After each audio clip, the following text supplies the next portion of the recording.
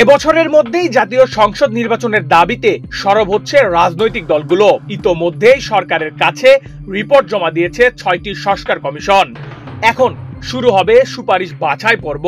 সে সঙ্গে সংস্কার নিয়ে রাজনৈতিক দলগুলোর সঙ্গে হবে সংলাপ। তবে সংলাপ যাতে সময়ক্ষেপণের ইস্যু না হয় সেজন্য রাজনৈতিক দলগুলো নজর রাখছে। সেই সঙ্গে নির্বাচনের দাবিতে ঐক্যবদ্ধ হচ্ছে। এরই মধ্যে দেশের বৃহৎ রাজনৈতিক দল বিএনপি নির্বাচনী রোডম্যাপ ঘোষণা সহ নানা দাবিতে কর্মসূচি ঘোষণা করেছে। 11 ফেব্রুয়ারি থেকে আগামী মার্চে পবিত্র রমজান মাসেও ইফতার মাহফিলের মাধ্যমে ভোটের দাবিতে সক্রিয় থাকবে দলগুলো। এদিকে সংস্কার করেই নির্বাচন এমন অবস্থান থেকে সরে এসেছে সরকার, চলছে ভোট এগোনোর চিন্তাভাবনা।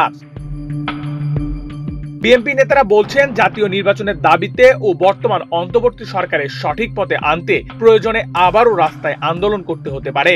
সরকারকে আগস্টে জাতীয় নির্বাচনের ব্যবস্থা করার জন্য চাপ সৃষ্টি করতে বিএনপি দ্রুত আন্দোলনের কথা ভাবছে।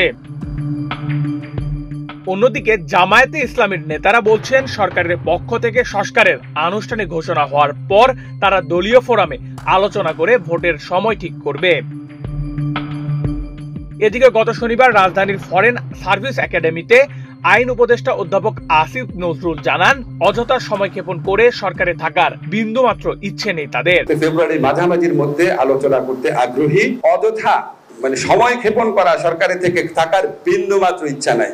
নৈত্য প্রয়োজনীয় দ্রব্যমূল্যের ঊর্ধ্বগতি স্বনীয় পর্যায়ে রাখা, অবনতিশীল আইন শৃঙ্খলা পরিস্থিতির উন্নতি, দ্রুত নির্বাচনের রোডম্যাপ ঘোষণা এবং পতিত স্বৈরাচারের নানা ষড়যন্ত্র মোকাবিলার দাবিতে 12 ফেব্রুয়ারি থেকে 25 ফেব্রুয়ারি পর্যন্ত 8 দিনে 64 জেলায় সমাবেশের পূর্ণাঙ্গ কর্মসূচি ঘোষণা করেছে বিএনপি।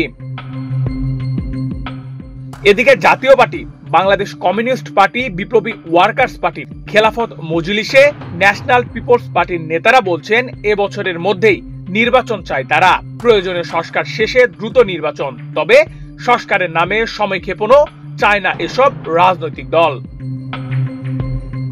নেহাল আহমেদ প্রান্ত, বাংলাদেশ প্রতিদিন।